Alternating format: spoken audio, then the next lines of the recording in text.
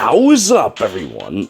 As you can see here, I haven't done Chapter 8 yet, and it might have been a little bit late, considering that Chapter 9 is coming out tomorrow. But I have to actually finish this chapter in order to see Chapter 9. So, let us begin and read this beautiful story together about Volkheim.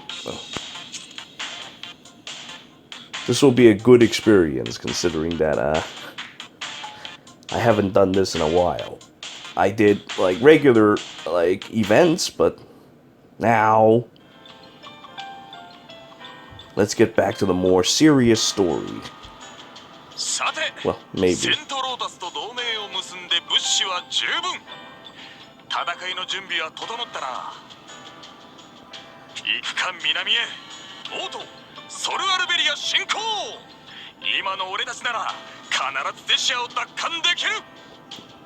Just like our typical Lonzo, it goes straight for the for the goal.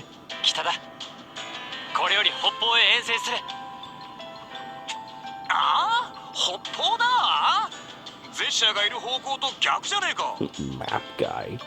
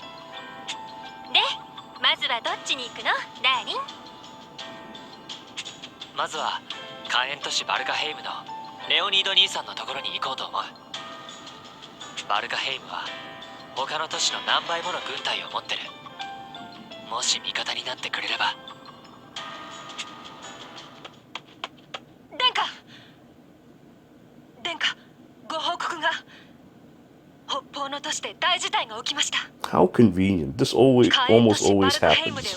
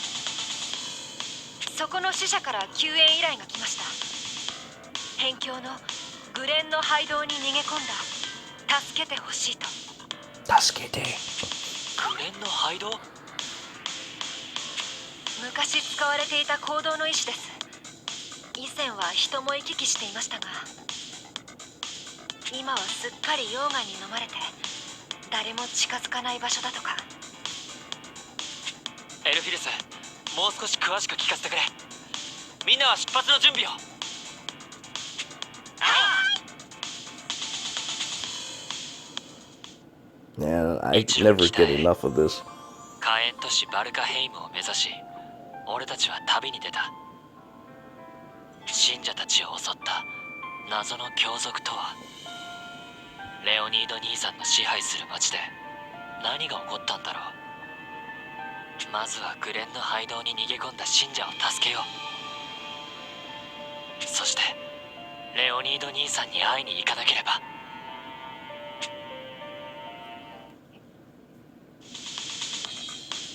Such top quality voice acting voiceover game.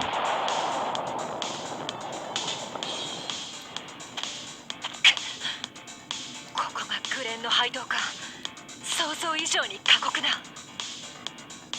しかしこの先にいるイリアの信者はもっと辛い思いを。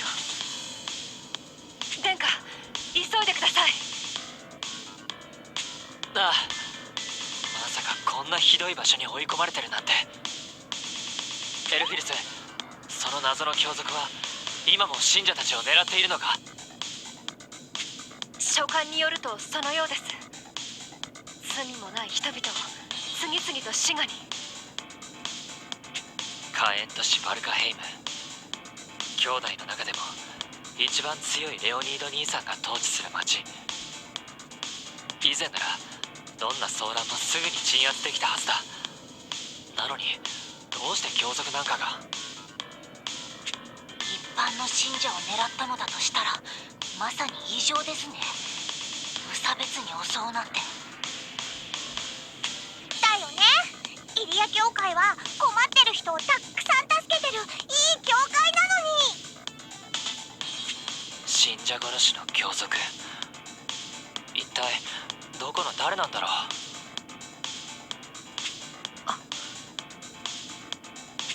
どうしたエルフィリス？いや、何でもありません。たとえ何者であれ早く止めないと大変なことに。大変。それで俺たちはこの中のどこを目指せばいいんだ？この廃道の半ばに打ち捨てられた古い教会がある。逃げ延びた I 者 like how たちは Lucas said those things. I don't think he actually meant it here, though. そうか。なら手遅れになる前に助けねえとな。 Something tells me what Lucas said was 一刻も早く助け出して a little bit more serious in Japanese. あれ、そういえば誰か足りないような。そうだ、ムムは？ムムならちゃんといるよ。ほら、あ、そこ。 Chop, boom.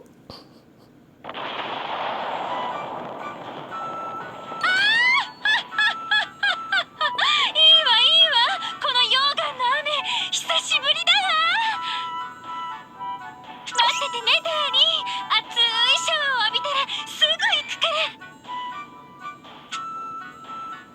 ら。なるほど。火のマナの補給か。この熱も下流にとっちゃごちそうなんだな。はぐれたんじゃないならよかった。 Oh, she'll catch up. 目指すはこの先の古い教会だ。 Need a little bit of mental illness in one day. 熱々の私を召し上がれ。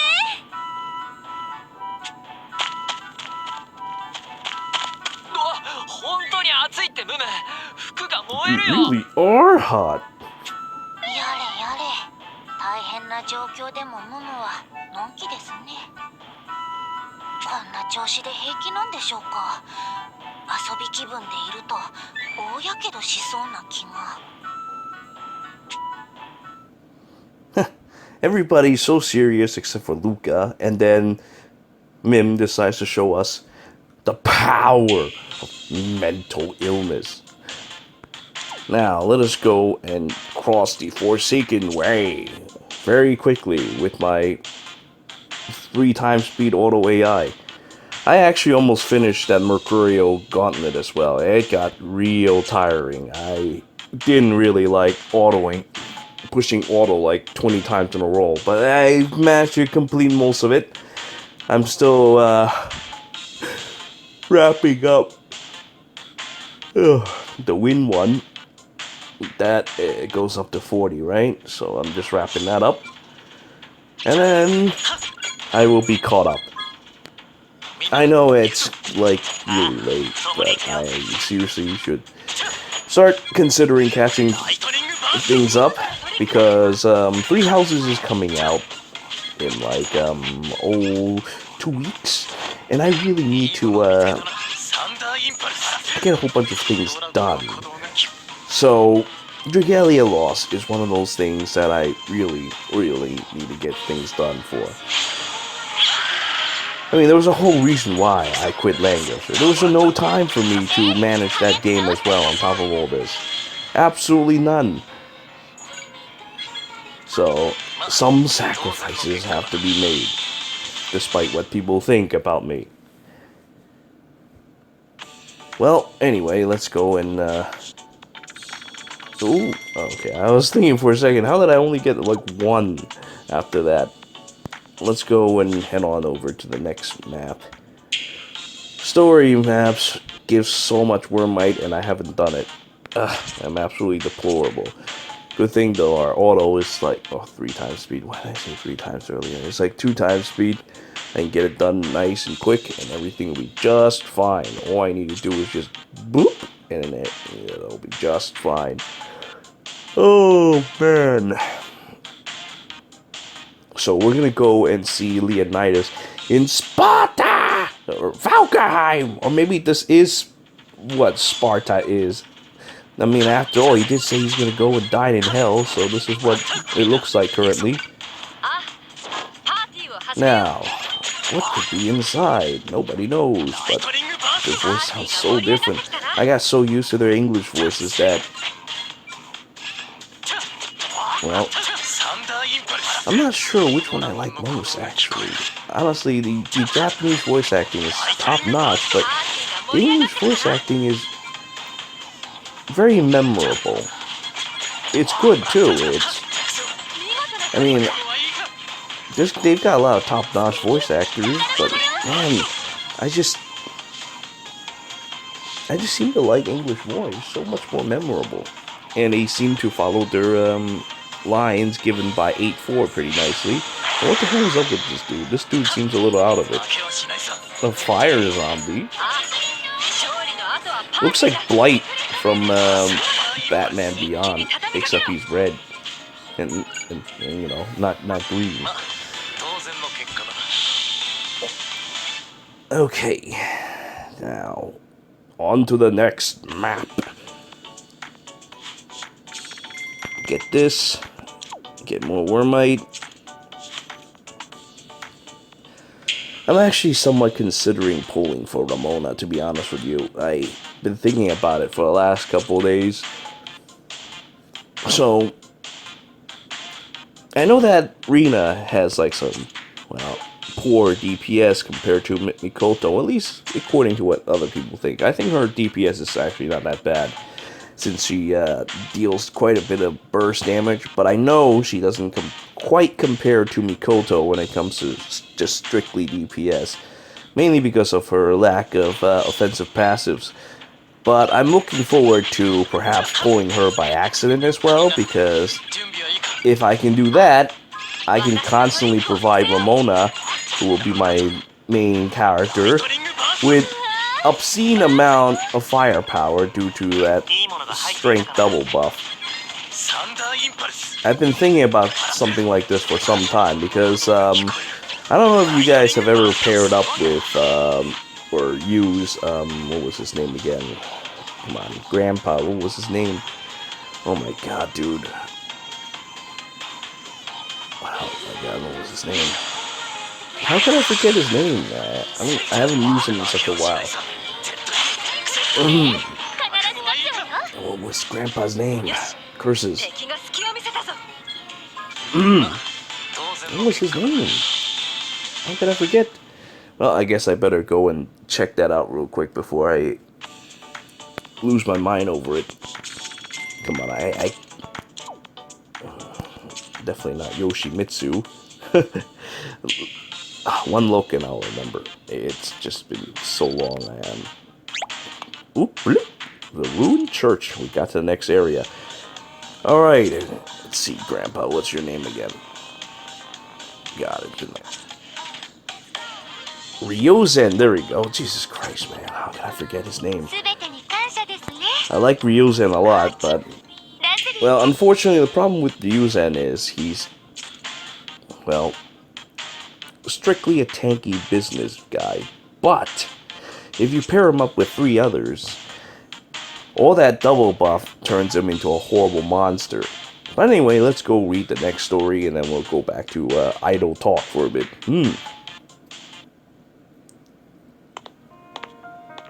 ここが信者たちの避難している教会か。みんな無事か。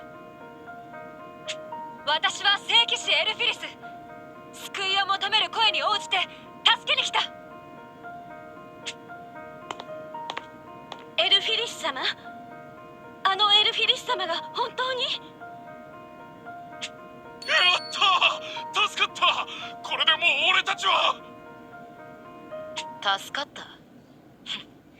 本当にそう思うか。誰だ。エルフィリス、案内感謝する。おかげで逃亡者どもをたやすく見つけることができた。神罰必須、逃れることは決してできん。生きとし生けるもの、すべての目が俺の目。忘れるな。希望を呼び込めばその時お前たちは同時に絶望も呼び込んでいる。お前はシャノンでは、バルカヘイムの教会を襲ったのはやはり。Shadow Assassin. シャノン？あれ、この人どっかで見たことあ Oh, るよ。 she only appeared in like chapter 1. あの時の人だよ。最初にエルフィリスと会った時、森で。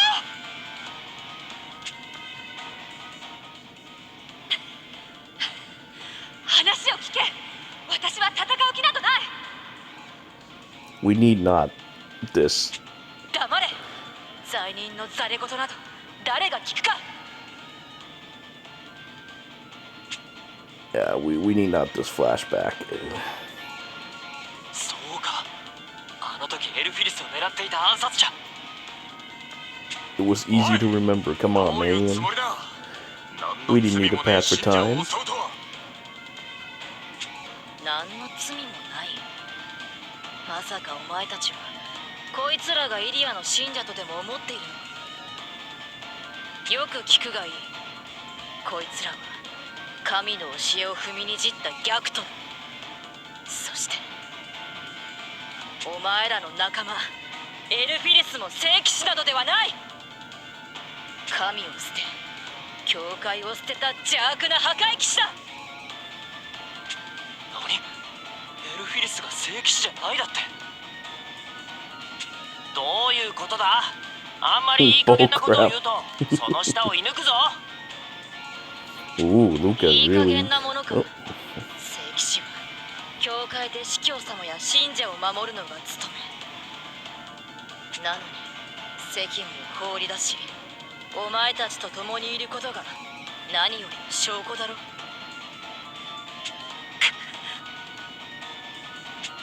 そして俺はイリア教会の執行者。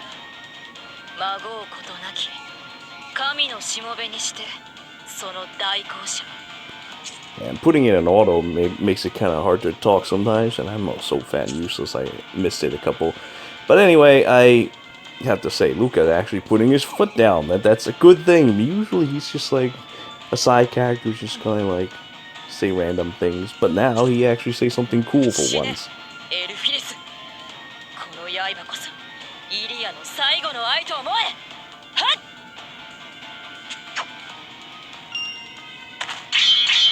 そうはさせない。貴様、俺の神速の一撃を止めただと。 Kisama. リベリアスプリンス、神の裁きに立てつくならお前も共に。これだけの手だれを相手に真っ向勝負できると思ってやがんのか。ここはさすがに不利か。ならばお前たちは後で一人一人片付けてやる。まずは街道の奥にいる奴らから先に。消えた。くそ、あいつなんて身のこなしだ。ねえエルフィリス、さっきの神様を裏切ったっていう話、どうやら伏せていたことを話さねばならない時が来たようだな。みんな聞いてくれ。イリア教会内の争いと教会を分裂に追い込んだ煉獄文書について。煉獄文書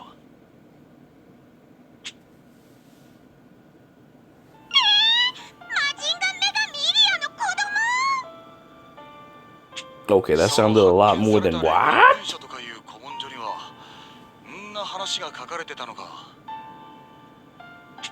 女神と魔人が親子。それが事実なら教会が荒れるのも。無論事実ではない。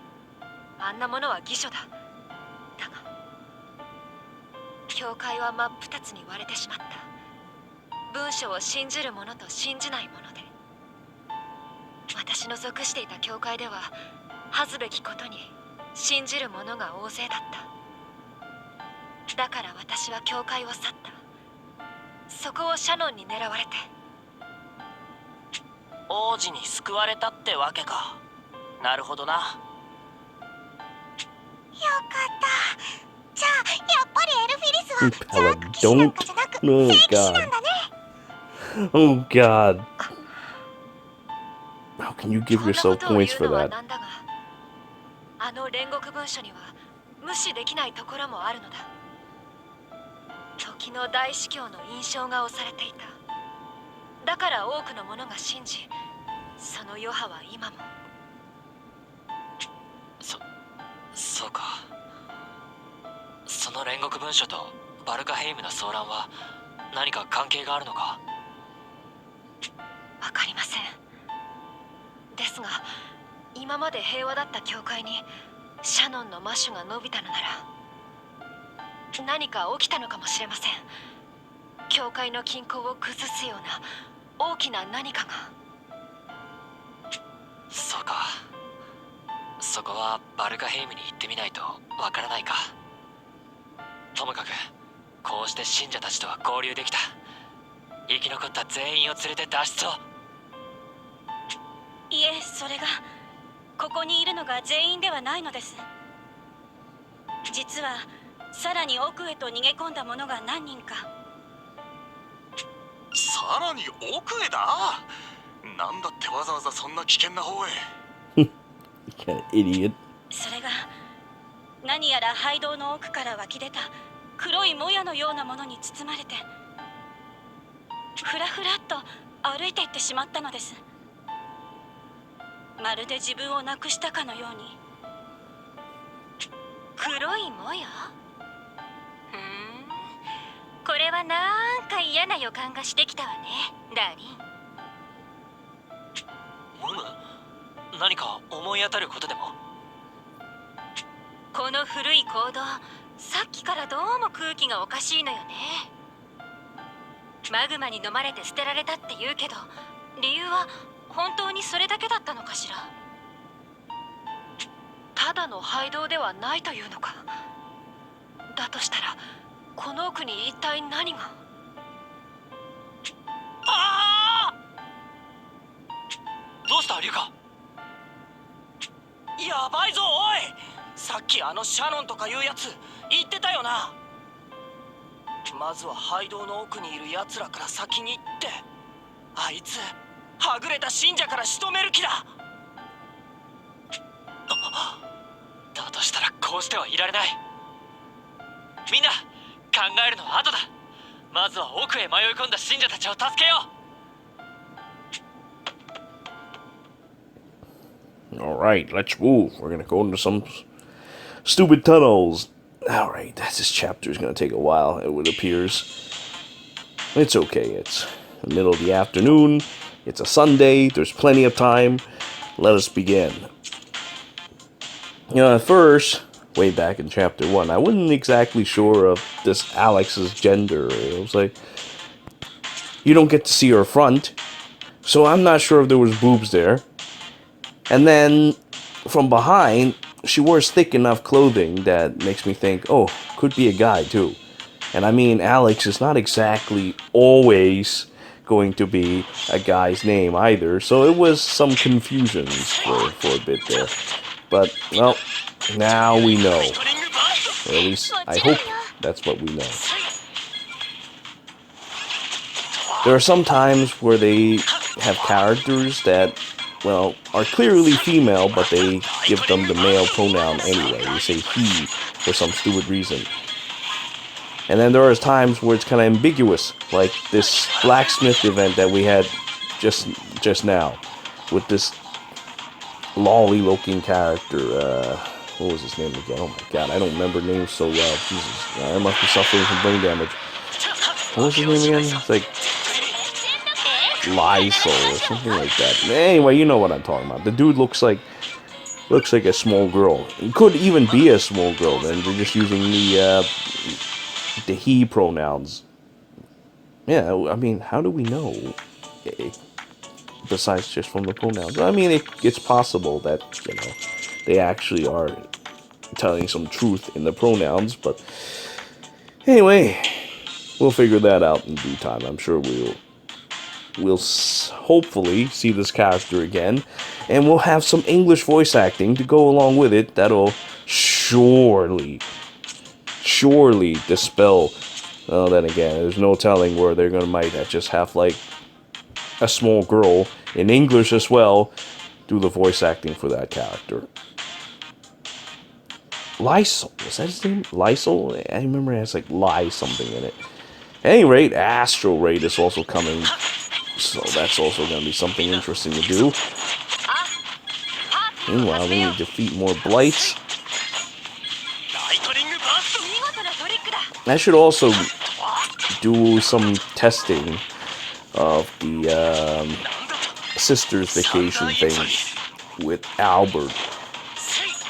I feel like it's going to be really good, but I haven't actually gone and done that, because if I had, I would be a little bit more ahead of the game. I've been kind of slacking off on all fronts. Okay. Actually, these guys hurt. I might need to start thinking about getting some heals.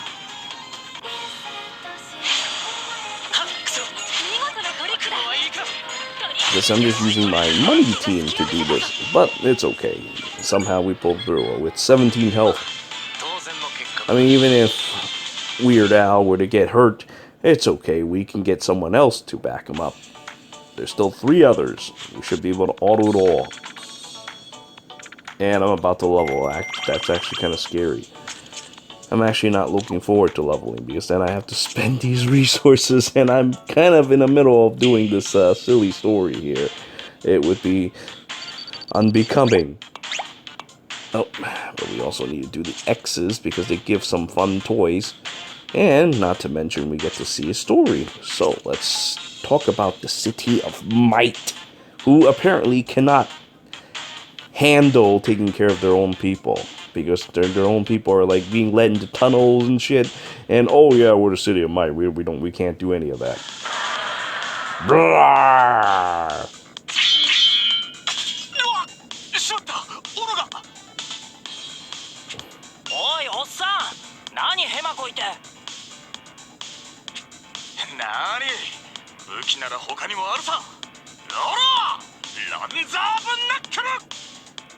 Oh, he's got a sprite for his no weapon stance. Oh, that's actually kind of cute.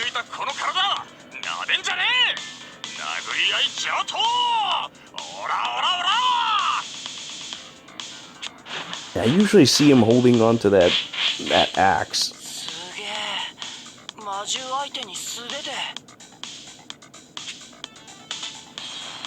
Oh, there, he got it back. Hmm?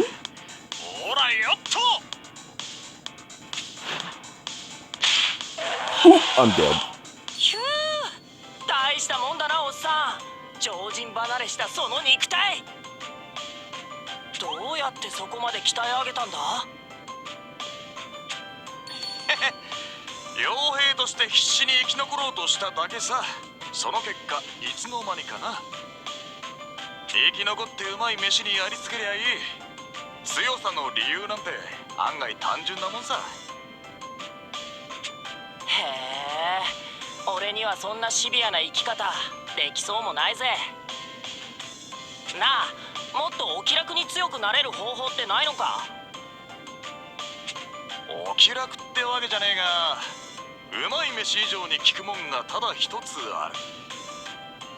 俺はそのことをある町で思い知った。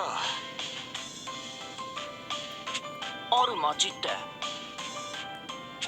そう、それを思い知らされた町こそ火炎都市バルカヘイムだ。あの町のやつらは This is Sparta!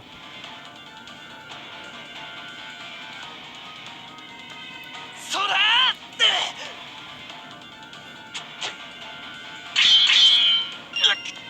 なんだこいつの一撃は。体は小さいのにとんでもなくおめえ。 You know, originally I was kind of afraid that this city of might have been something else. I don't know why I thought that for a second, because he was talking about like a place that he's been to before. So I don't know. Anyway, let's continue. ちんけな小競り合い、軽くもんでやるつもりだったが、こいつはてめえやるじゃねえか。どっかで剣術でも習ってんのか。そんな上等なもんじゃない。習う余裕なんてあるもんか。でもこんな俺でも毎日剣を振ればいつか騎士団に。おいおいバカ言うなよ。騎士団なんて選ばれたやつしか入れるわけねえだろ。お前みたいな町の三下がいくら決まったところで。そんなことはない。この町でならなれる。バルカヘイムでなら。だから俺はお前を倒す。こんなところで負けられないんだ。なんだこいつの目は。魔法にやられたわけでもないのに完全にいっちまってやがる。なんでこんなギラギラしてるんだ。一体何が奴をここまで。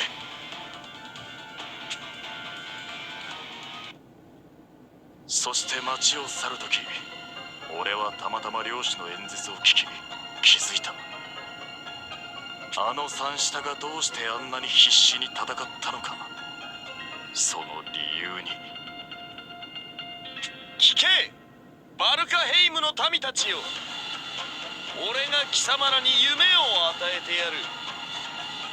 生まれの起点に一切とらわれない夢だ。己を鍛え何者かになれ。何でもいい。武を磨け、知を高めろ、兵を知れ。平穏に甘んじるな。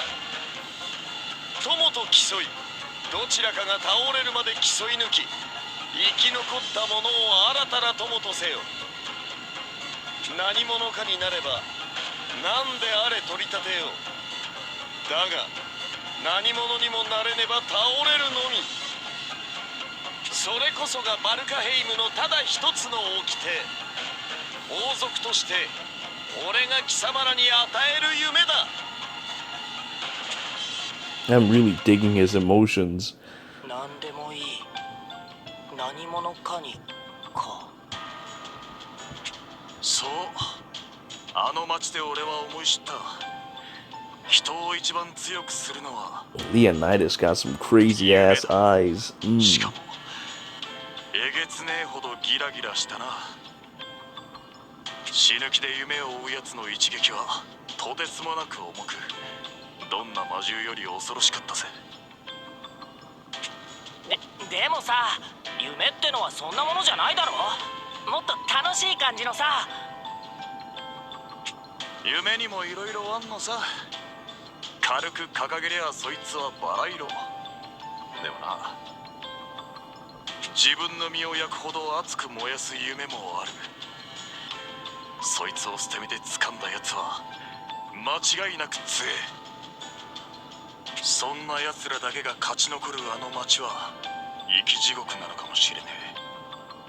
ただ奴らはそう感じちゃいないだろうな。人を強くすんのも正気をなくさせるのも夢なのさ。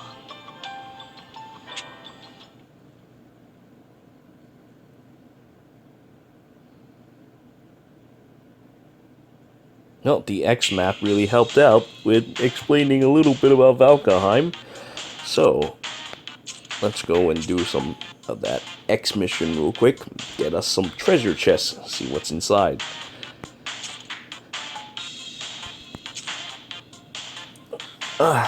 Man.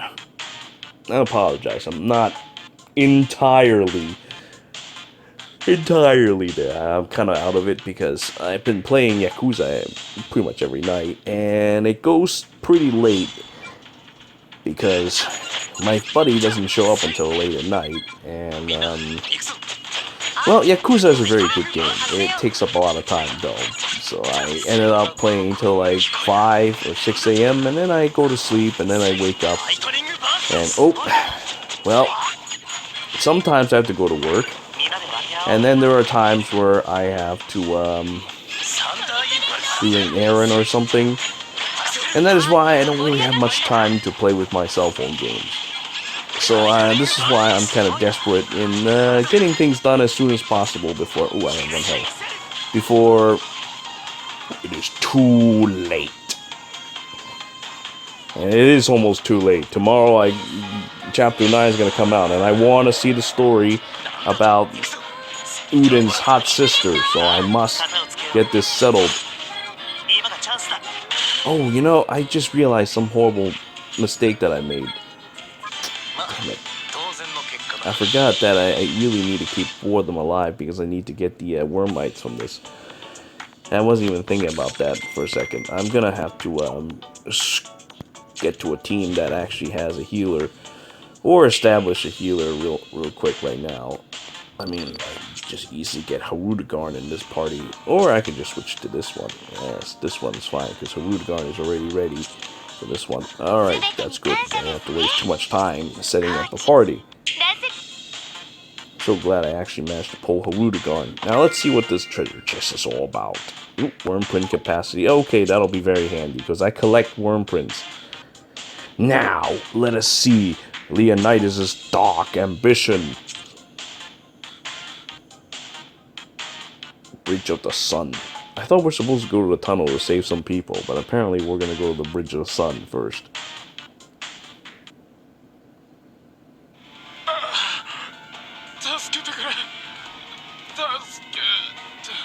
Tasukete! お前たちを生かしておけば競技が揺らぐ。せめて苦しまぬようイリアの身元へ旅立たせてやろう。ふっ。やめろシャノン。エルフィリス。そこまでだ。他の信者たちも俺たちが全て救出した。Oh wow, we work fast. 影に隠れてなんぼの暗殺者。こんな見通しのいい場所で囲まれちゃ。I mean, we even went to the detour in the X map, and yet we managed to do this instantly. We work fast. This is good, because I don't have too much time. I have to go somewhere at like 5. これほどの速さで追ってくるとは油断が死地を招いたか。さあ、おとなしく投降するんだ。少女筆滅。楽園を取り戻せないなら、せめてここを死に場所と定めて。待て、死に急ぐな、シャノン。お前の死に場所はここではない。命を粗末にすることはこの俺が許さん。何？誰だ？この凄まじい殺気は。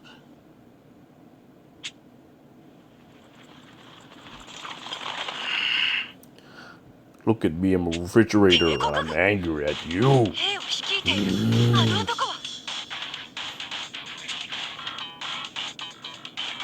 我が支配下の背道に踏み入るとはとんだ知れ者がいたものよ。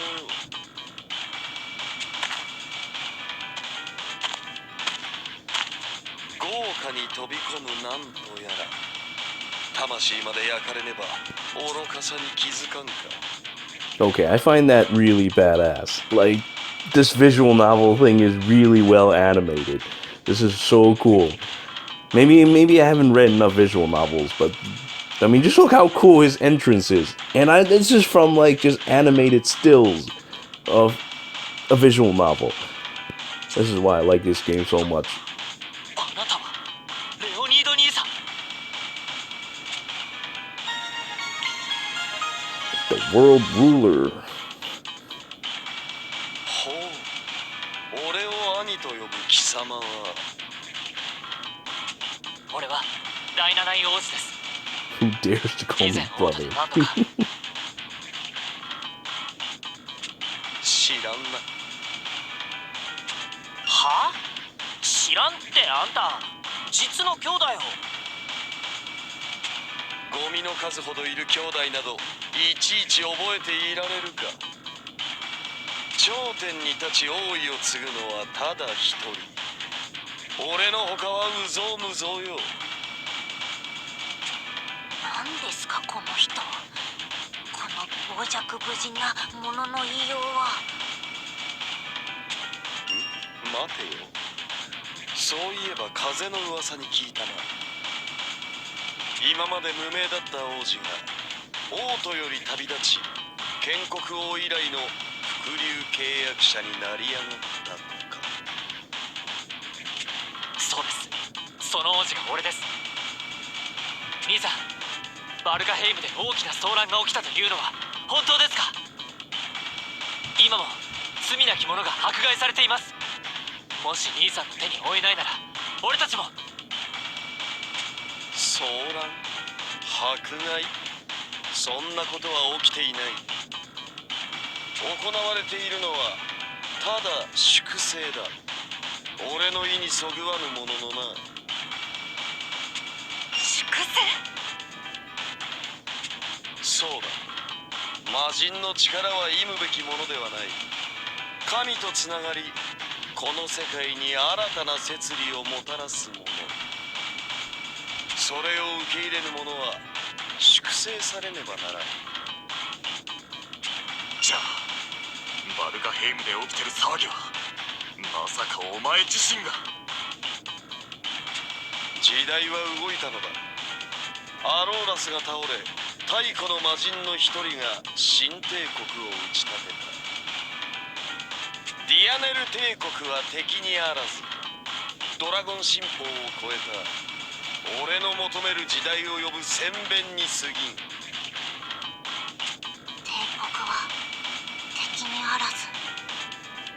王子、残念ながらこの人は私たちの味方では。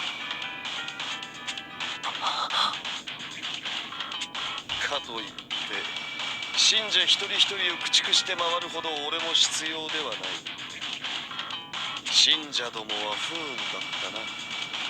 まさか我が目的地このグレンの廃道に逃げ込むとは。目的地？やっぱりこの奥には何かあるわけね。一体何が？決まっている。俺が欲するものはただ一つ。魔人の力。すなわちここに眠るのはこの世ならざるもの。魔人の体の一つ。このグレンの廃道もまた封印洞窟なのだ。禁忌の力を必ずやこの手に。魔人の力目当てだとてめえ本気で言ってやがるのか。本気だとも。俺は何者をも恐れぬ。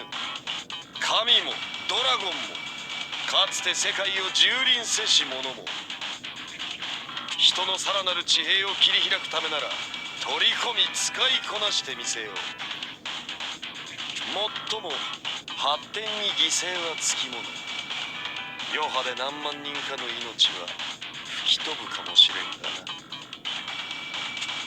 兄さん、なんてことを考えて。もしそれが本当なら。 And here I was talking about sacrifices too earlier about Langresser. Yeah, sacrifices has to be made sometimes. Though, do you really think that his plans would actually succeed? I mean, that crazy other, or now known as Morsayati, possesses people. What if he just gets possessed? I mean, I'm not even sure if he can actually beat that. Well, let's continue and see what happens. 本当ならどうする？貴様の貧弱なドラゴンどもで俺の契約竜と戦うか？エンリュー、100の王国を燃やし尽くした勇士最強のドラゴンと。遠竜？まさかこいつの契約竜が。何か知っているのか？ええ、火竜の中でも私に匹敵する火力を誇る若いオス竜がいたわ。その名はマーズ。あの遠竜を従えてるんだとしたら。だったらそんな物騒なドラゴンを出される前に片付けてやろう。行くぜ！おらー！危ない、カッカ。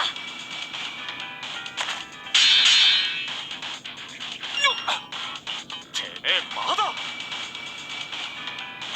カッカには傷一つつけさせない。この人は俺たちの教会を支援してくれている。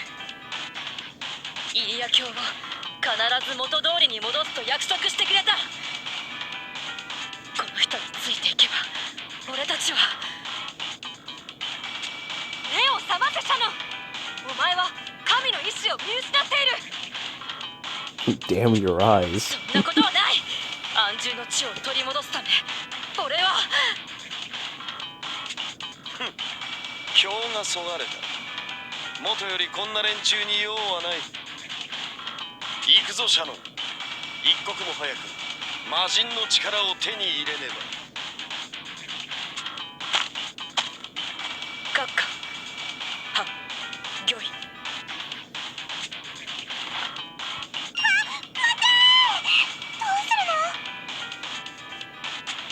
魔人の体の一部、そんなものを解放されたら大変なことになる。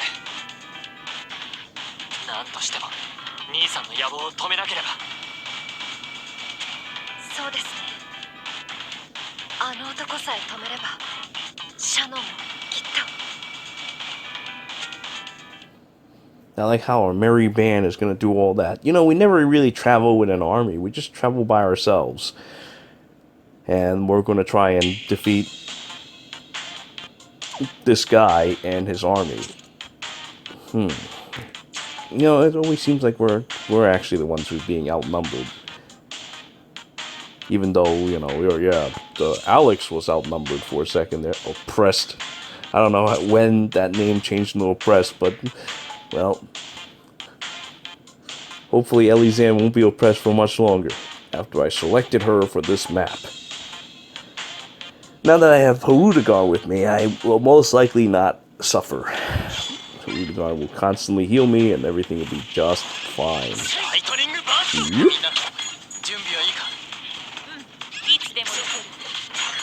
Don't know what happened to the map, but it suddenly got really yellow rather than... Ooh! Big ass boulder came out of nowhere. Honestly, you need, like, multiplayer modes. I mean, I guess this is technically multiplayer if somebody would actually do the story, but there's no incentive to co-op the story after you've beaten it once. Not that it matters, but, you know, can you imagine if this game has, like, roguelike elements? You have to explore a random dungeon each time? Although I don't think they can really manage it, considering that this is, well, a cell phone game, but I think they might be able to. Who knows? If they can generate random maps, like from a seed or something, and create some kind of RPG mode with this, that would be interesting. Then we have the ability to team up with others, to go through dungeons, you know, putting those traps that you saw earlier, like that massive boulder, to work. Because normally, what we do with our events is that we fight a boss, and then it's done.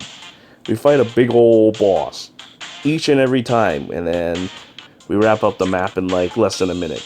That's great and all that. I like this game for what it is of being an RPG, and I really like the dungeon crawling aspects as well. But we haven't really used much of that. We just, once we finish the story, that's it. There's no more need to go through a fun little dungeon. I mean, yeah, I guess some people would call it kind of time-consuming, but I don't know. A roguelike dungeon where it just constantly have new elements to explore and rewards, of course, at the end of it would be very nice. Rewards like, say, oh, I don't know, like, even just like 20 waters would be fine. 20 of those, what do they call it? Sacred waters. I'll just call them holy waters, whatever. So, consecrated waters, there we go. If we can just, you know, have like some things where we get consecrated waters going from some chests or something like that, that would be a good way to get them. Because currently we, now, consecrated water is one of the bottlenecks, along with the medals.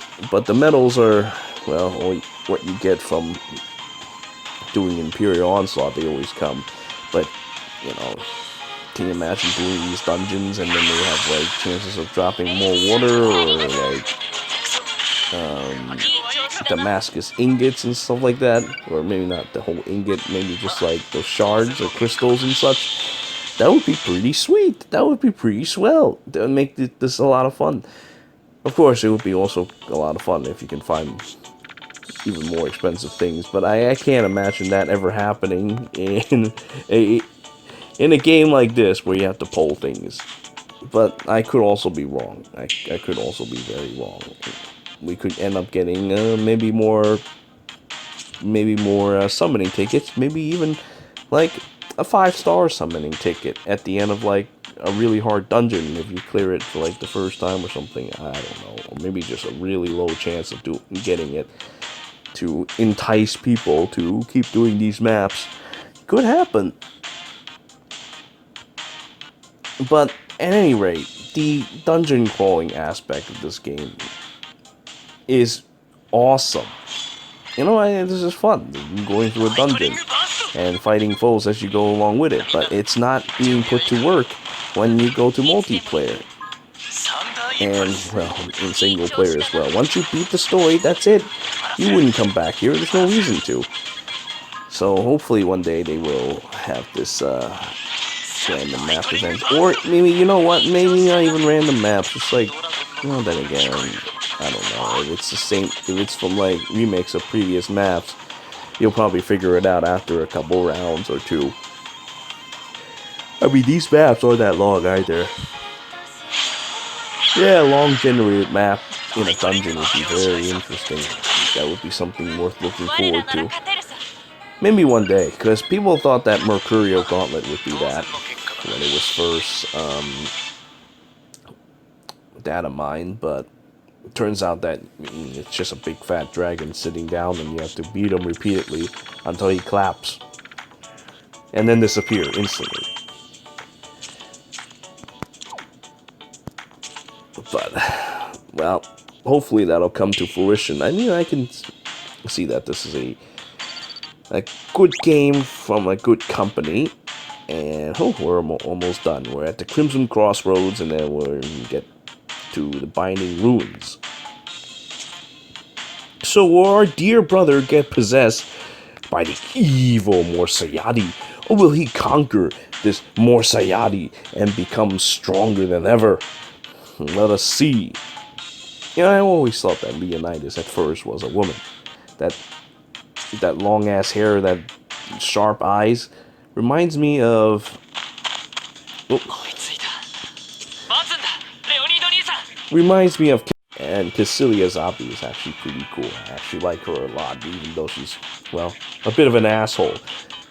But, well, characters who are a bit of an asshole is very memorable, at least to me.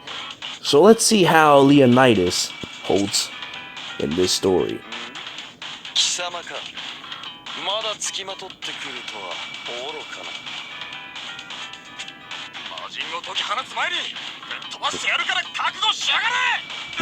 You're on your ass, pal. 覚悟するのはお前たちの方だ。一戦即滅。閣下を撃たせはしない。すべてはあの日の暮らしを取り戻すため。こいつらを生かして返すな。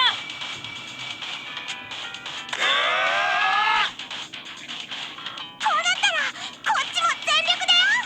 やっちゃえ。みんな陣を組め。迎え撃つぞ。 Like I said before, we're always facing armies, and we don't have one of our own. We just kind of go and do this five-guy burgers and fries, not being burgers and fries. And that's what we do. We just fight as this small group, and yet for some reason we get to clear all of life's problems this way. What will happen one day when we get overwhelmed, huh? 浅ましい。まるで無力なハムシが群れるかのごとく。まとめて相当してやる。来い、我が契約流マーズよ。いけない。こいつ味方もろとも蹴散らす気。でも遠竜ごときの炎なら私の身で受け止めて。できるか小娘。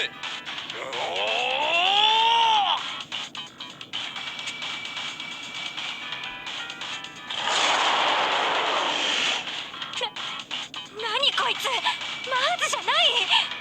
でもこのマナは間違いなく遠竜の。 He's pumped full ま steroids. さかあんた人間に体を奪われて。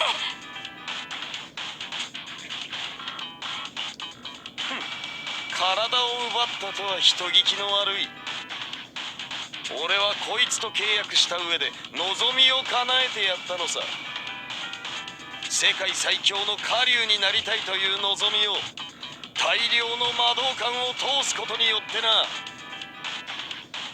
ドラゴンを錬金術の実験台に。あんたドラゴンを何だと思ってるのよ。さあ、人間の英知を注ぎ込んだ神聖ドラゴンの炎を受けよう。マナキャリバー蒼天魔導定山により龍炎臨界点を突破。連鎖解放。吹き飛べ虫けらども。アルケミックエクスプロード。 Althemia explode!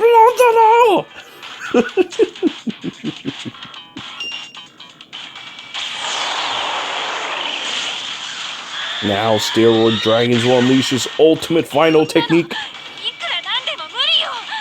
逃げてみんな。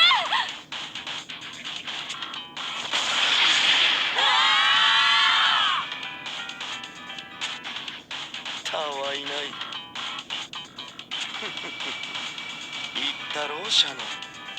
お前の死に場所はここではないと。ふさわしい最後を用意してやったぞ。よく敵を引きつけたな。その功績をたたえてせめて教会は守ってやろう。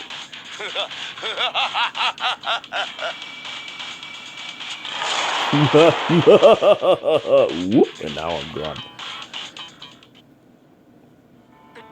みんな Ooh, I 大丈 got 夫 a か。 unique sprite of coming back 立てるか。 all dirty and such.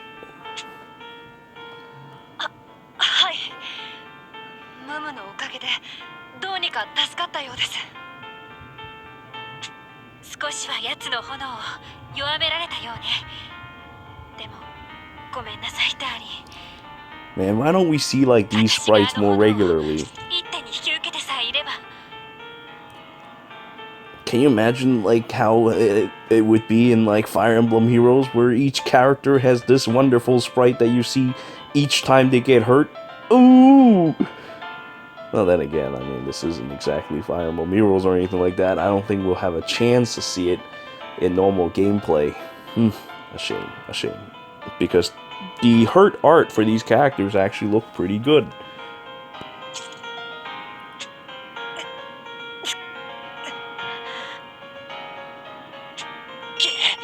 こいつまだ生きてやがったのか。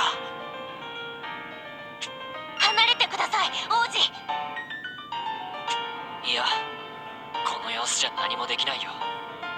シャノン、大丈夫か。何貴様。たとえどんな立場だろうがテキスを追った人を放っておくなんてできない。さあ捕まって、ほらこの方に。やめろ。俺に気安く触れるな。この体つき、まさか君。女で悪かったな。いやごめん、自分のことを俺なんて言うからってsort of a first. クラウ、とりあえず治療を頼む。Sort of a first. それでシャノン、君とエルフィリスは一体。二人のやりとりを聞く限りただの敵同士とは思えない。昔に何か。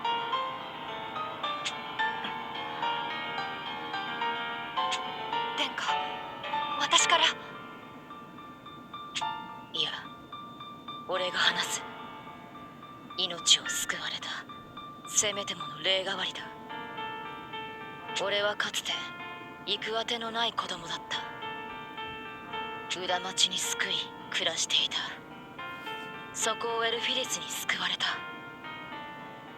連れて行かれたのはイリア教会。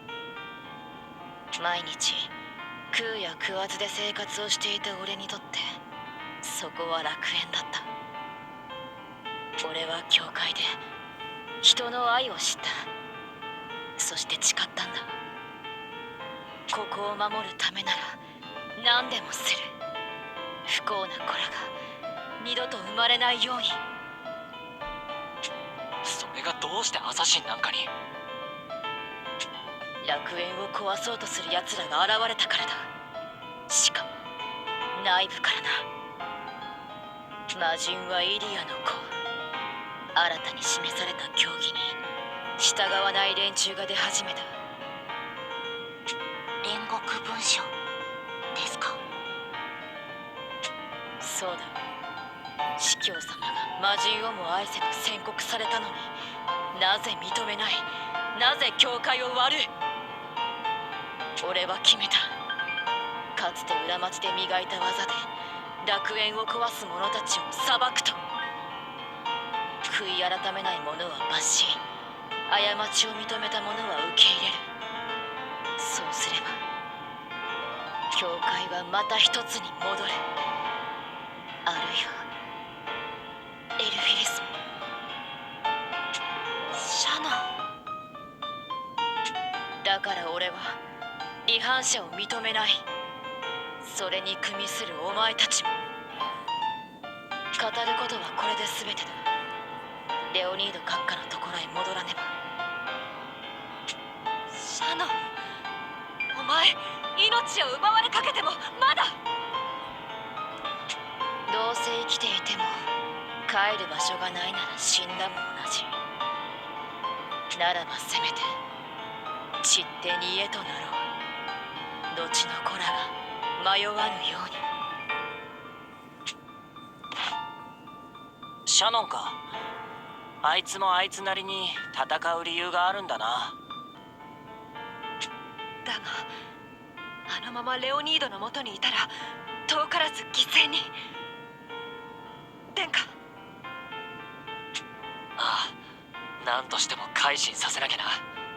自分の過ちに気づかせないと。I really like these new angles we're looking at these characters with the hurt art. We really should see that more often.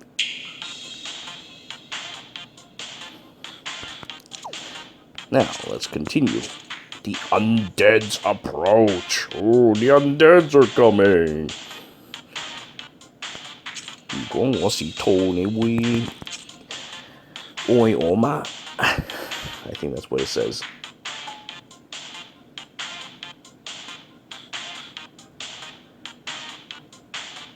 So we just need to make sure that we gain the maximum amount of astral pieces. And hopefully these astral pieces don't get used up when we fail as well. But so far this game has been pretty good with not letting you lose resources if you were to mess up a map. They let you try it constantly. It makes sense because consider this. Can you imagine like if you do like hide Brynhilda or something like that, and somebody screws up and you have to use up all your resources each time, that would drive you insane. I mean, there's nothing you can do. It's like, this is a co-op game. I suppose if you learn the ways of soloing Brynhilda, that would be another thing altogether. But not many players have access to that. It's not exactly that easy to do. And you need to have some good gears for all your characters as well.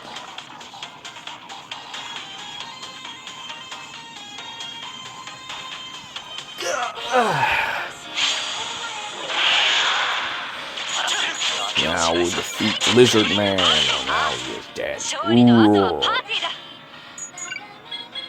Yeah, having Harudegarn is awesome. Harudegarn's such a good healer.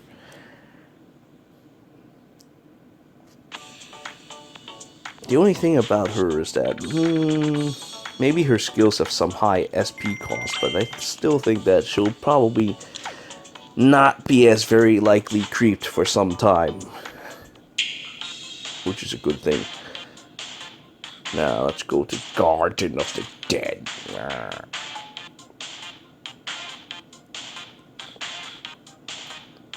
Arkwolf, oppressed, Dratch, old pal. Everybody's suddenly a Ellie's-End. Not that I have a problem with that. Ellie's-End is perfect. Perfect for clearing now those Mercurial gauntlets, which I should still work on in a bit. Man, I hope I have enough time before 3 houses to get all this stuff done. Let's see. Today, I finished this. Tomorrow, I do Chapter 9. I might even have to do Astral Wraith, but I think that comes later on, right? They just say it only happens during the weekends. And that was awesome. The way the bones came down like that. It looked like fingers. Yeah, I might have some time before doing the Astral Raids. I'll do a couple of those, and then there'll be time to go and move on. Honestly, I have way more Fire Emblem Heroes things to worry about than for Dragalia Lost. Dragalia Lost, I just watch a movie or watch a story, and that's it. Although sometimes it does take a while. Like that Blacksmith one took about an hour. This one seems like it's looking at 2 hours. And then afterwards, that's it. But sometimes when I have to make videos for Fire Emblem Heroes, it depends on what I have to do. It could take up quite a bit of time, depending on the content. Sometimes I have to do, well, what I mean is like content over time. Because after all, stupid cell phone games, there's limitations to what you can do at a certain amount of time. So sometimes you have to wait like a week before you can have everything ready for the next part. Oh, we already finished the Crimson Crossroads. Okay. Oh, hey, it's our pal Leaf. Well, now, what's Leaf doing here?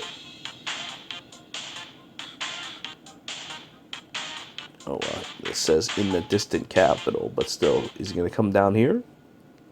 第一王子レオニード。王族には味方もいると思っていたのだが、殿下以外に信じられる人はいないのか。もしや周りはもうすべて帝国側に。かもしれませんね。でも絶望するのは早いです。すべてが帝国側でもすべてが敵とは限りませんから。帝国側でも敵ではない。どういう意味だ。今は帝国についていても心はアルベリア側の人もいるかもしれないということです。国とは家族のようなもの。引き裂かれても思ってくれている人がどこかに。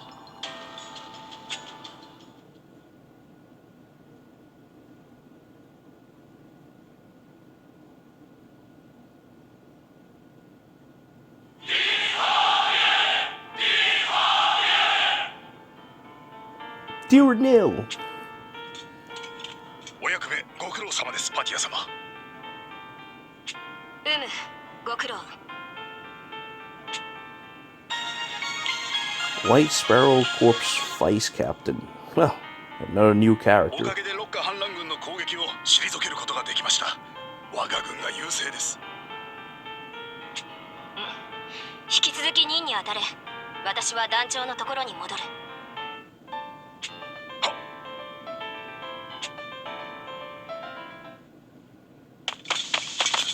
団長、もう限界です。どうしたパティア。 Now Leaf has a new pose. Awesome. 随分と怒り心頭のようだが。いつまで帝国の言いなりになる気ですか。私たちは白煙騎士団ですよ。アルベリア王家から独立権限を与えられた崇高な騎士団。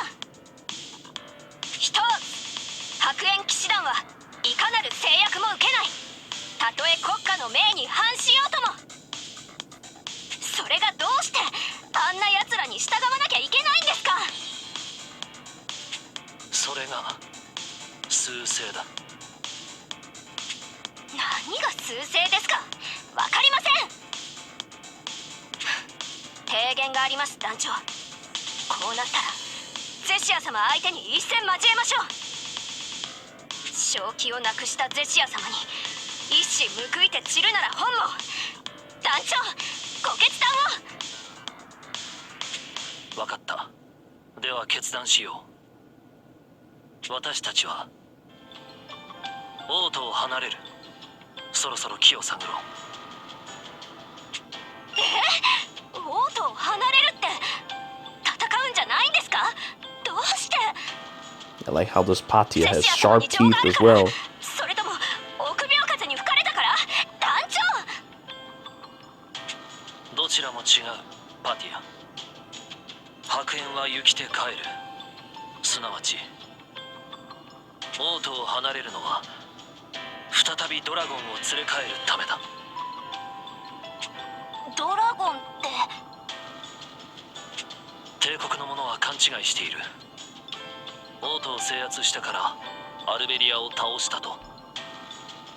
しかしアルベリアの中心は王都ではない。王都じゃないって、じゃあどこなんです。アルベリアの中心は竜の地だ。全ての都市が滅びても竜の地が続く限り不滅。反旗を翻した者には次の王が必ず逆襲する。必ずだ。その逆襲の手助けをするため我々はここに残る必要があったのだ。じゃあ今までは。そう、情報を集めていた。帝国がどのような組織なのか。だがもう十分。休めていた翼を広げる時が来たようだ。さすがは団長。そんな深い考えがあったなんて。でも少し不服です。何がだ。すぐ戦わないことがか。 Just a bit of interjection. I like how he just kind of avoids the question about feelings for Empress Sethia. Just whoop. いいえ、私に黙ってたことです。どうして教えてくれなかったんですか。教えてもお前はできないだろう。じっと待って情報収集など。ジレってすぐに王都を飛び出すに決まってる。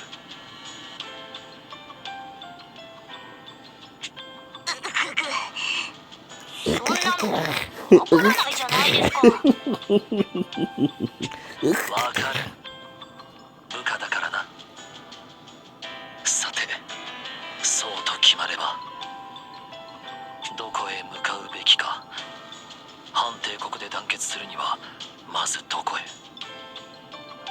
殿下のところか。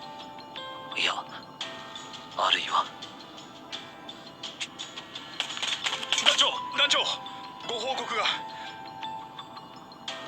どうした。団長宛てに手紙です。招待状のようですが。White Sparrow does not have any sprites. Sadness to all. まさか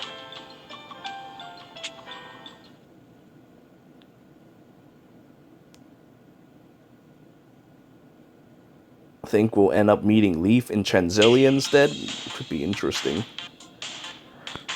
Well, that's something we worry about in the next chapter.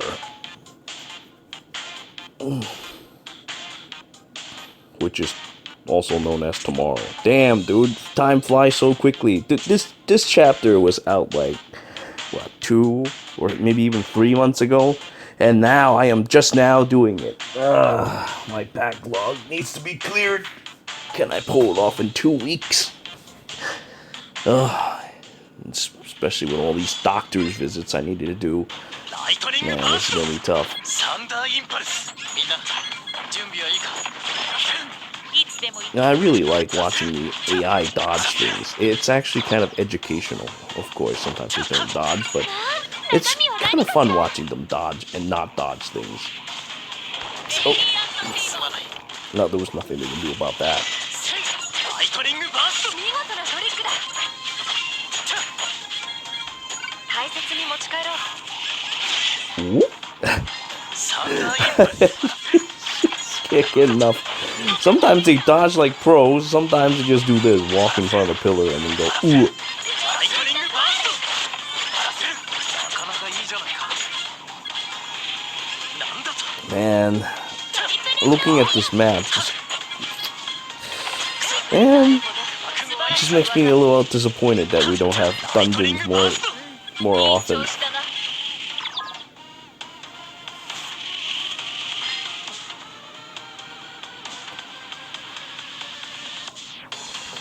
That was actually pretty fun to watch.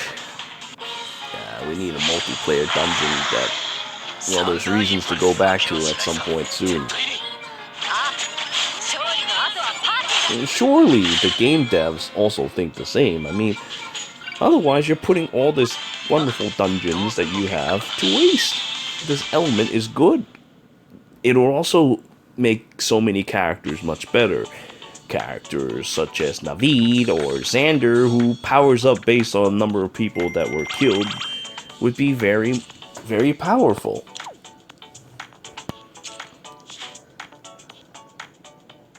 Honestly, if it plays like Dynasty Warriors, I wouldn't mind either.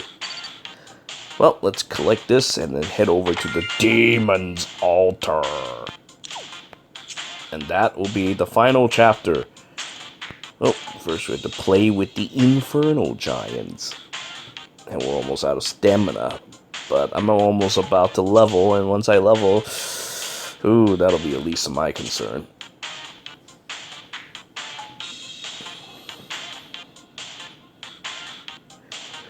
It'll take me forever to clear that up. Because I have things to do at 5, so that's some resources I'm wasting here.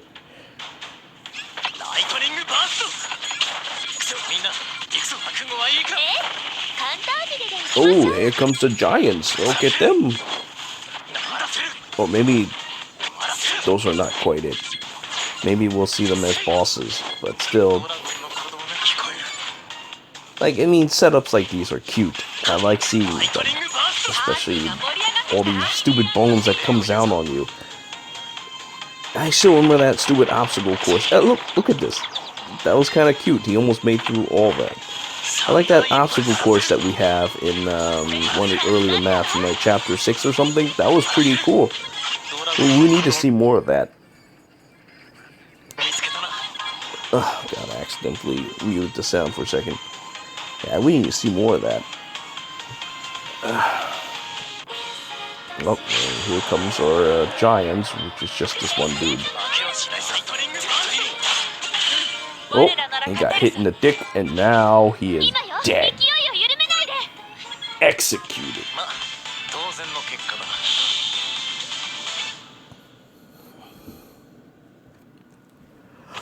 Ooh.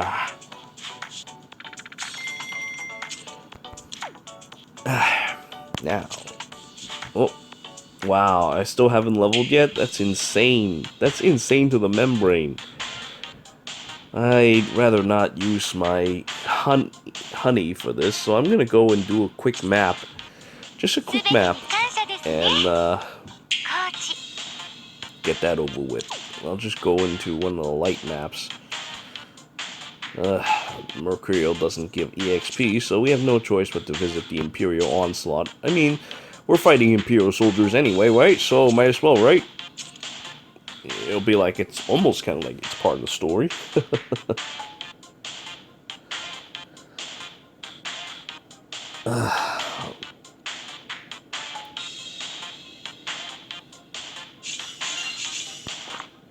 You know, even to this day, I wonder what the game would have been like if these wings and stamina shares one resource. And boom sounds absolutely deplorable in Japanese. I have to listen to that again. In the English, it's just like boom, boom, boom. Meanwhile, in Japanese, like so I gotta hear that again. Oh, there we go.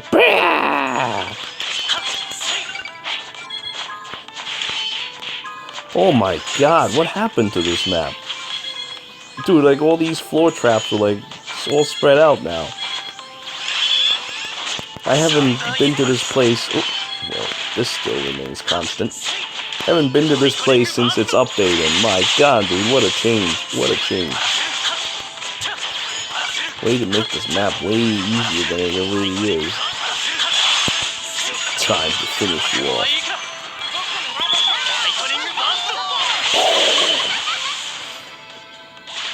Man, Weird Al does so much damage. Jesus Christ.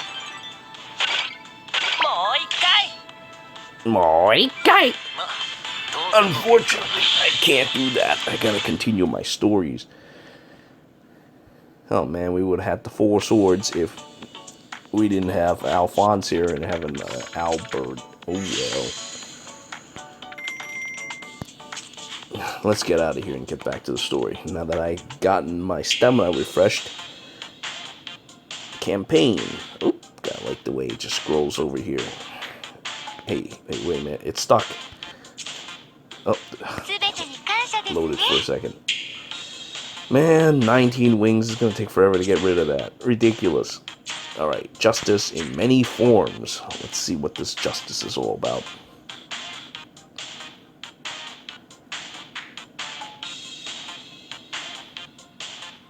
Ooh, stretch! Oh god. Ugh. この渦巻く正気間違いない。この地こそ魔人の一部が眠る場所。俺が解放の儀式を終えるまで守れ、シャノン。は、閣下。この命に変えて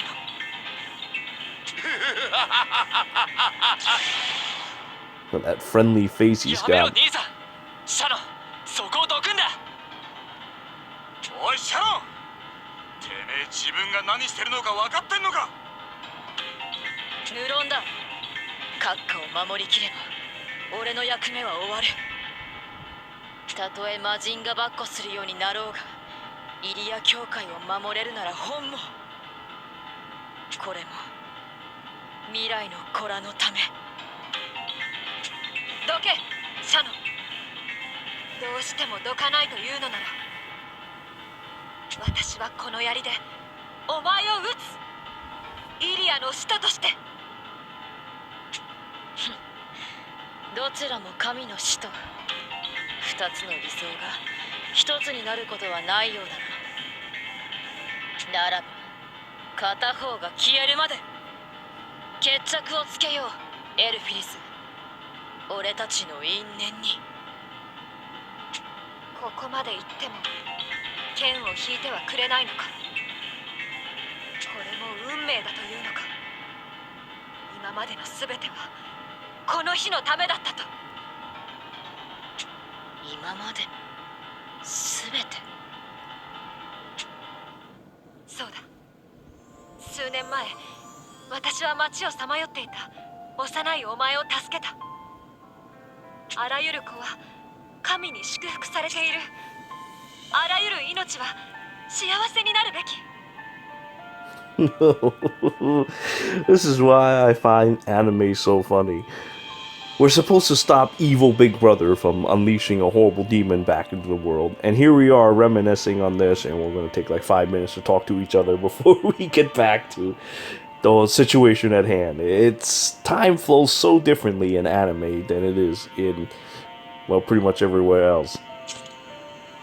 そう信じていたからこそ私はお前を迎え入れた。家族同然に忘れたわけではあるまい。共に過ごしたいくつもの季節を。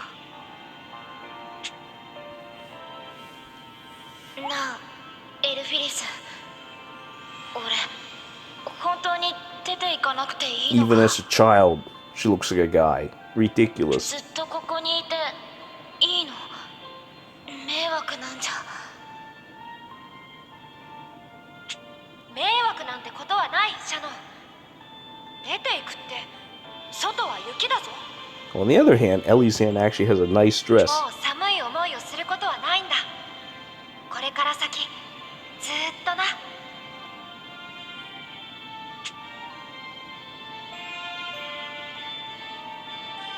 一緒に暮らしたあの時間は全て今日のためだったのか。あれほど救いたいと願った尊い命、それをこの手で撃てなどと。何が楽園だ。これが地獄でなくて何だというのだ。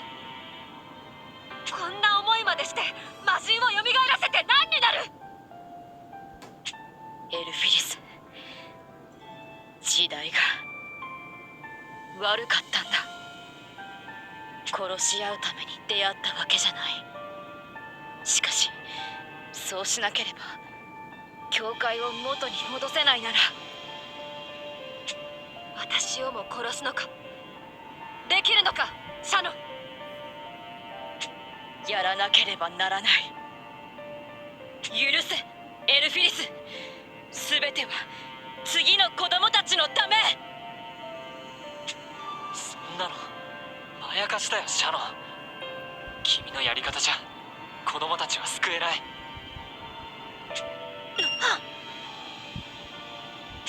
確かに魔人復活の手助けをすれば教会は元に戻せるかもしれない。 Instead of what you know of で it. もこの世ならざる者、魔人の支配する世界は戦乱の世だ。教会がいくら子供たちを助けても行き場のない子は次々生まれる。それが君の望む世界なのか。それは自分の大切な場所がなくなったと認めるのは辛いことかもしれない。でも認めなきゃ新しく築き直すことだってできはしないよ。シャノン、君はこのまままやかしの楽園を追い続けるのか、それとも。俺は Someone didn't even think things through before she goes and do things, huh? もう少しだシャノン、もう少しそいつらを足止めしておけ。 Yeah, just hold them off with endless chatter. 魔人の力がついにこの手に。シャノン、お前の望みは魔人の支配する血も涙もない非常な世界か。それとも人々が互いを慈しみ手をつなぎ合う優しい世界か。私との日々を、最初に手を握った時のぬくもりを思い出せ。心で考えろ。命がけで次の子らに残すべきものは何だ、シャノン。俺は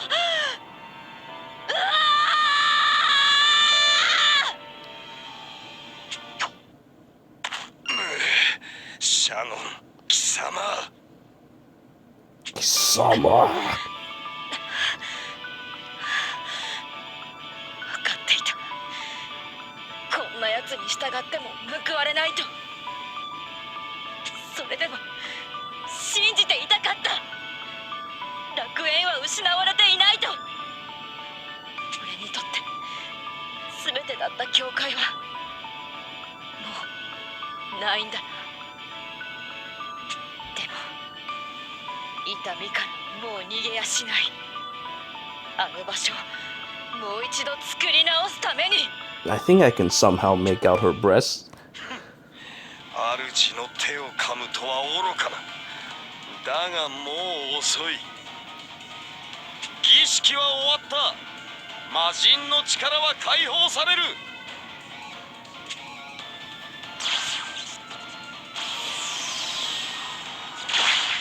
何？これは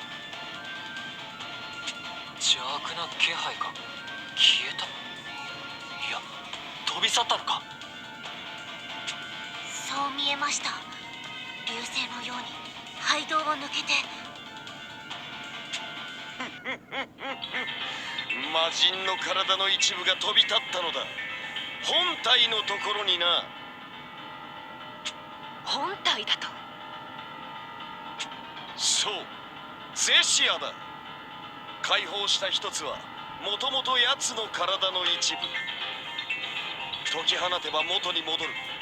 自分の体を一つ一つ取り戻しているのだ。そうか。ゼシアを乗っ取った魔人は少しずつ蘇生を。だがあんなものはすでに力を放出しきった残骸。元より用はない。むしろ真の価値は残された方にある。聖変に封じ込められたまった膨大なマナ。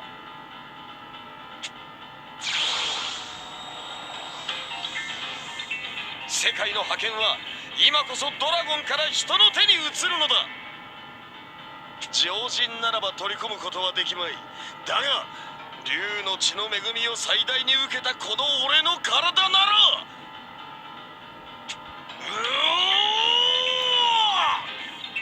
I really like his expressions. Leonidas is so cool. 何？これは。あの汚れたマナを取り入れたのですか？この世ならざる力を克服し、俺は誰も歩めなかった波動を突き進む。リアネル皇帝をも上回る絶対的な覇王の誕生だ。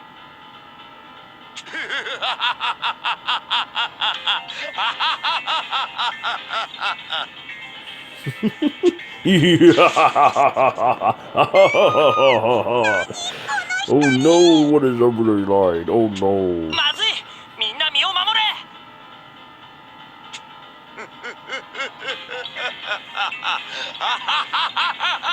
I always do love villains with wonderful やは laughs. り異世界の力は一味も二味も違う。そして同時に無給の皮も放たれたようだな。この方向は？どこかで聞いたことがある。確かこれは。マンティコアですか？ Oh no, not a manticore. Oh no. We've killed so many of those before. ああ、最初に霧の森で戦った魔獣、そして封印遺跡でも。この世ならざる力の結晶ってわけね。しかもこの遠吠え、相当な大物よ。戦えばただじゃ済まないわ。ねえレオニード、あんたばっかじゃないの？力を手に入れた後が調子こいてるけど、あんなの解き放ったらあんたも大怪我するわ。なんなの？ド M なわけ？何が起きようが俺には関係ない。なぜならこの力があるからな。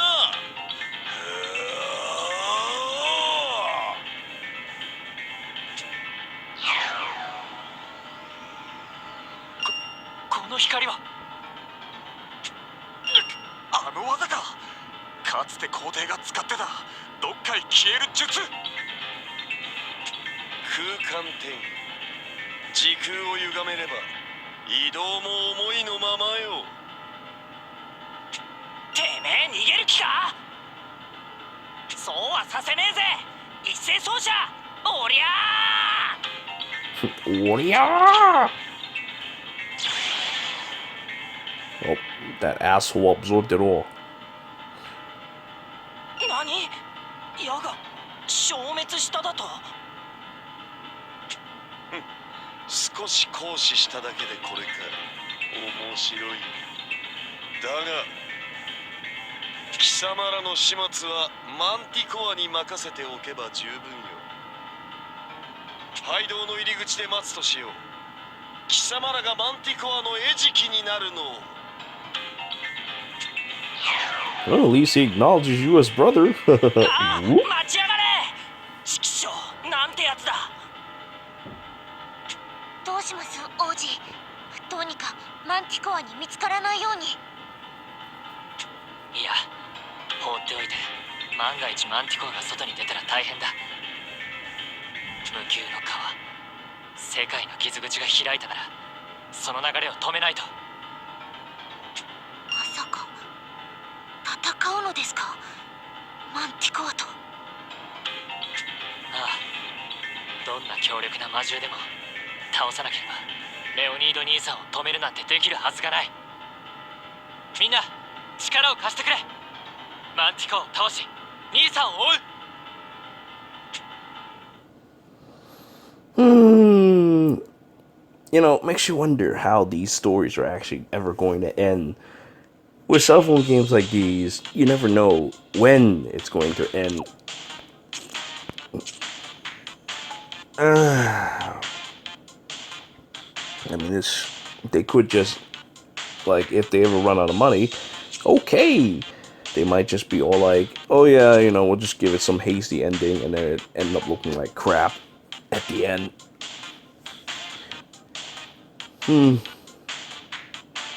Hopefully this will not be the case with side games, but still, it'll be interesting to see how this will turn out to be. Because I'm not likely to play more of these cell phone games. I've gotten a lot of questions about it. It's like, oh, you want to play this game? It's called Brown Dust. I'm like, what? Brown Dust? What the fuck is it with that name, first of all? And no, I don't have time for more cell phone games. I already quit Languisher for a reason, even though I actually like Languisher. You guys, like, you know, don't get me wrong, I really do like Languisher. I just didn't have time. And their system of how they manage this game is that, hey, look, you have to do things for like an hour every day. It's like they don't get that. They think that, oh yeah, you know, the game is too hard, that's why I quit. Too hard? Are you fucking serious? It's not hard at all. It's an easy game. But no. I have to believe otherwise, because, you know, my worldview is, hey, look, this game is so cool. You know, it can't ever be wrong. Well, that's the problem with cell phone games. Seriously, they take up so much time sometimes. Alright, it's the Manticore. We even have to open a gate to fight him. But, ooh, it's Manticore. We killed so many of those stupid things already. Actually, I did so with this team, because I had to farm that Manticore for the Void Battle. And this was the team I used to do it.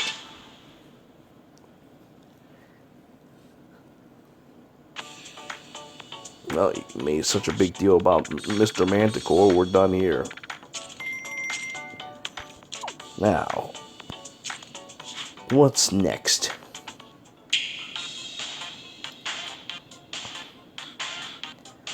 Love birth strength! Oh, don't tell me. It's going to be one of these things. That's how we're going to defeat the Manticore. Oh, no!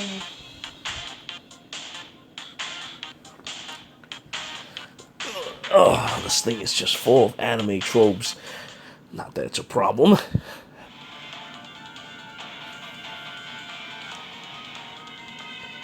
そろそろ決着がつく頃か。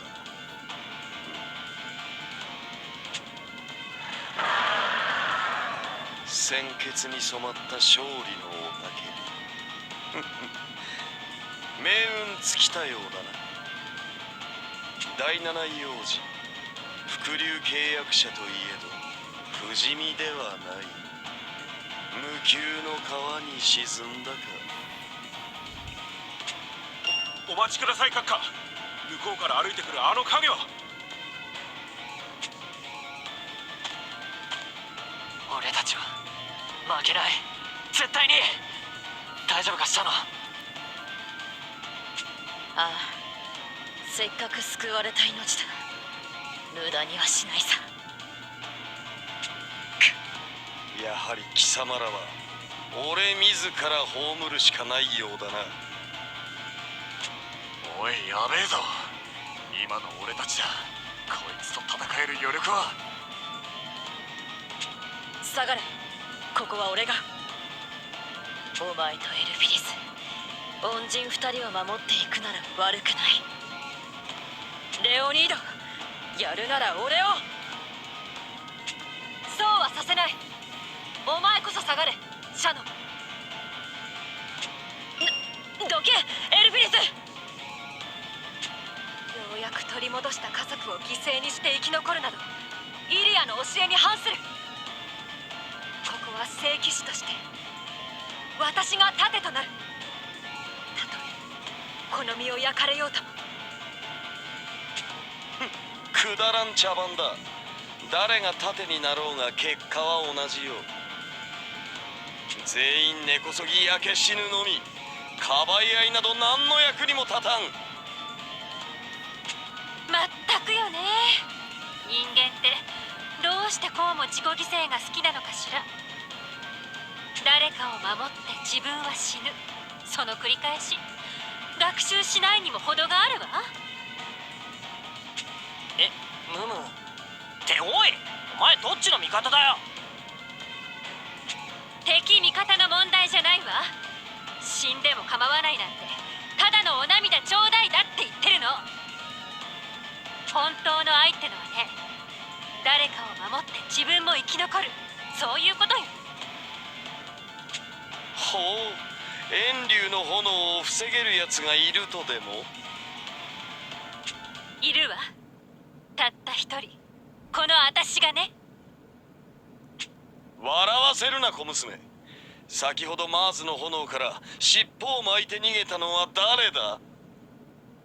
そうね、確かにさっきは逃げた。でも誰かさんが私の意地 Oh に火を no, つけた。 it really did turn into that. That's terrible. No. The power of love conquers everything. Oh god, anime tropes everywhere. And you know what? Didn't we all just take that blast and kind of be like, oh, we're almost dead, but now we're okay? Anime tropes, man. Leonidas is not doing a very good job at being a villain sometimes. 自分を殺しに来た暗殺者のすさんだ心を本気で救ったおめでたい女がね。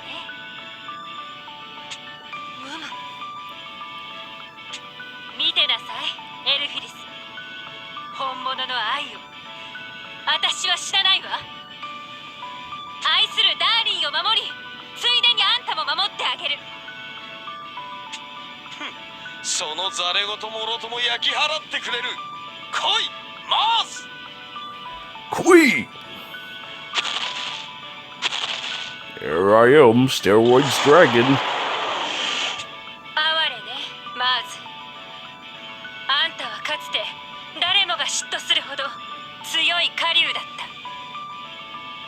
でも野心に負けて心を売り渡し、契約者の傀儡となり果てた。本物の契約はそんなもんじゃないわ。偽りの愛じゃ最強にはなれない。来なさい、そんな作り物の炎に私の愛は。うわー！死ね小娘。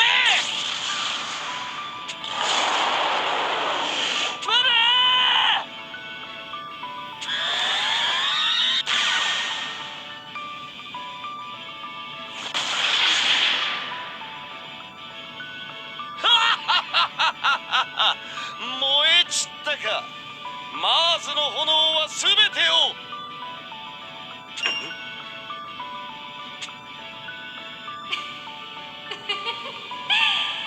笑わせてくれるわ。全てをなんですって？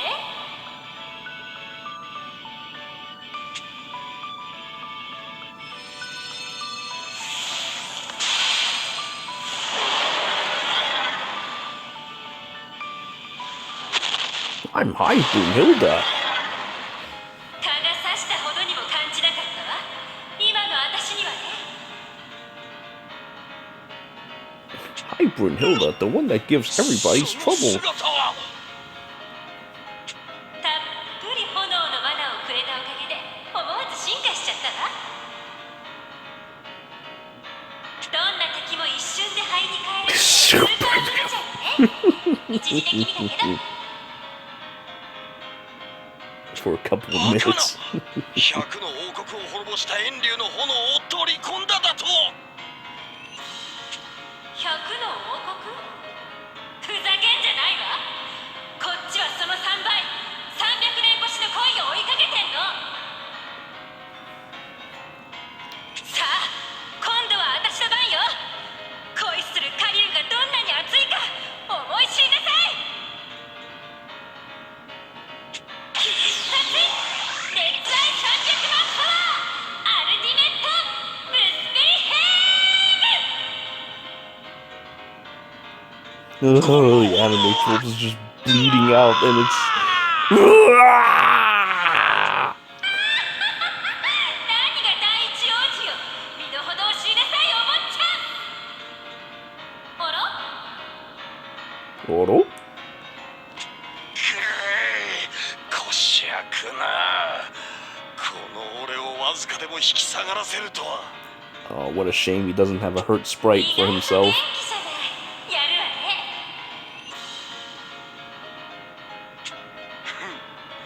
魔人の力を手に入れた今、こんな小競り合いに明け暮れる必要はない。おい、覚えておけ。これから世界は変革の時を迎える。古き力にすがる者に波動を歩むことはできん。伏流とともに散るがいい。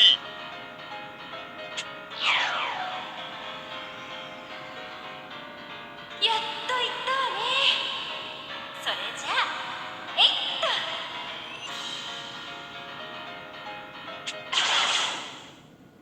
ダーリンの命を手土産になんて誰がさせるもんですか？お疲れ様。守ってくれてありがとう、ムム。いやー、こんなの当たり前でしょ。私とダーリンの仲なんだし。ポンコツマーズから火の花をたくさんもらっちゃったわ。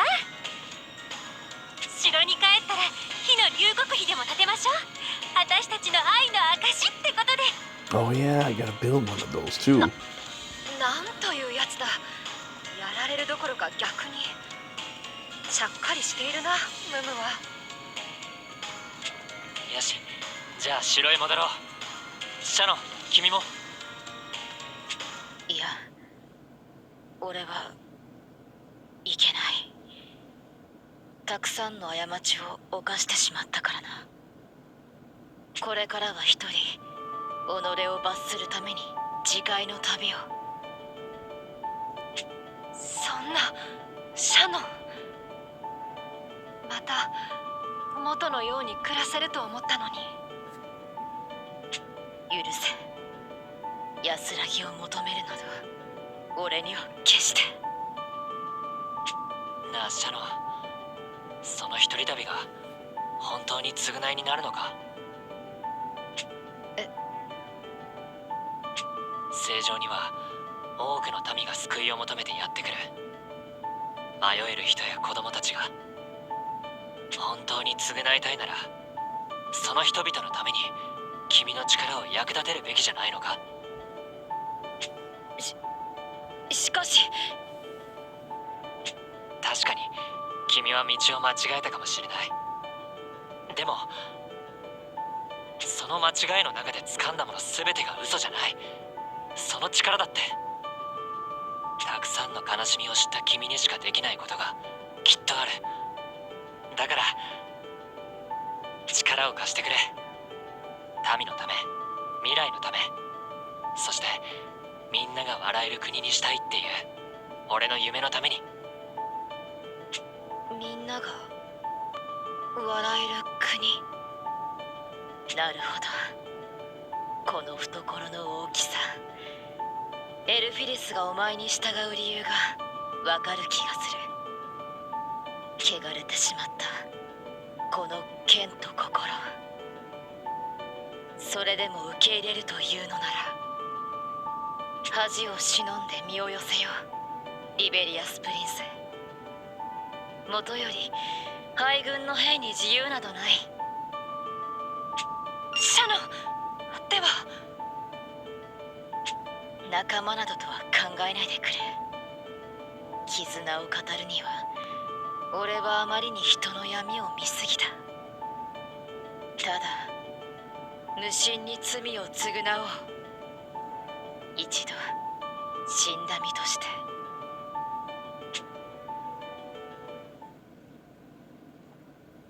She really needs to wear something a little more feminine.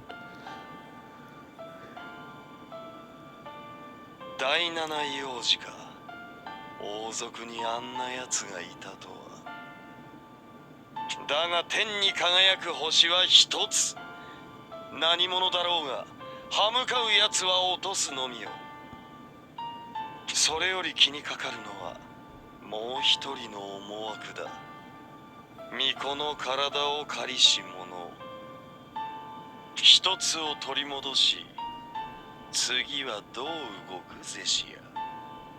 いや、魔人モルトメサイヤ。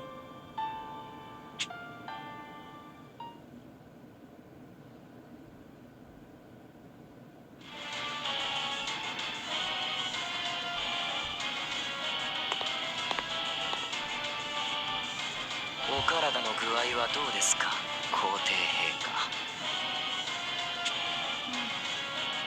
巫女の体も馴染んできた。我が身もある程度は回収できたしな。これであとは最大の一つを残すのみか。だがもうしばらくは生還するとしよう。さて王族最後の一人、あの姫はどう動くか。 What will that princess do? And so we end with this wonderful little, wouldn't even call this a cliffhanger, just ending. Now we have chapter 8 finished, and we unlocked a new member who needs to wear more feminine clothing. So maybe I could see her breasts a little bit better. Chapter 9, the princess's party.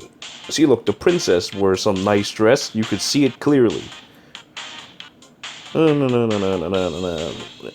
rondos about to begin. All this in the next chapter update in one day.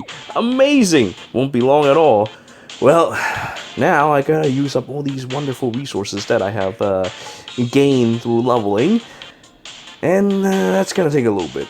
Consider that I'm going out now. I've already stayed up a little longer than I should have. But I can't just leave in the middle of something. So, with that said, I'm heading out. I thank you all for joining with me today in this wonderful Chapter 8 story time. May we meet tomorrow for Chapter 9. Until next time.